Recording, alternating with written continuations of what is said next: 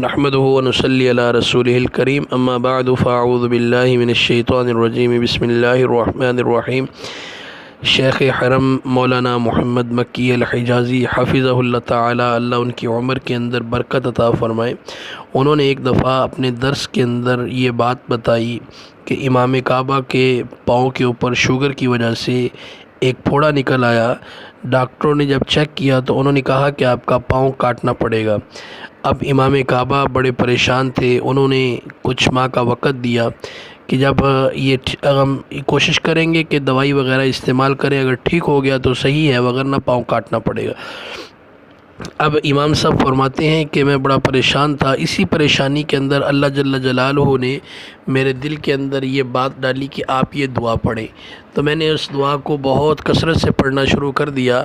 تو ایک رات جب میں تہجد کے وقت اٹھا تو مجھے یوں محسوس ہو رہا تھا جیسے میرے پاؤں کے اوپر وہ جو پھوڑا ہے وہ بالکل ختم ہو چکے ہے۔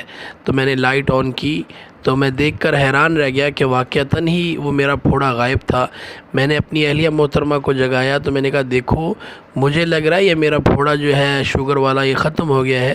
تو انہوں نے کہا ماشاءاللہ یہ تو اللہ تعالیٰ کا کوئی آپ کے اوپر جو ہے نا خاص کرم ہوا ہے، یہ اللہ تعالیٰ نے آپ کے اوپر اپنا خاص احسان کیا ہے کہ واقعتاً ہی آپ کا پھوڑا ختم ہو چکا ہے۔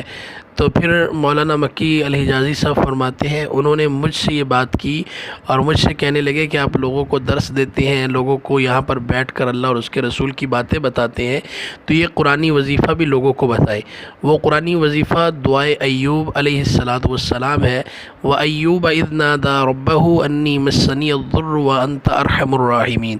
آپ نے جب یہ دعا پڑھنی ہے پوری آیت پڑھ لیں تو بھی اچھا ہے، وگرنہ ربی انی مسنی الضر وانت ارحم الراحمین پڑھ لیں، یا انی مسنی الضر وانت ارحم الراحمین، جس صورت میں آپ پڑھنا چاہیں آپ پڑھ لیں۔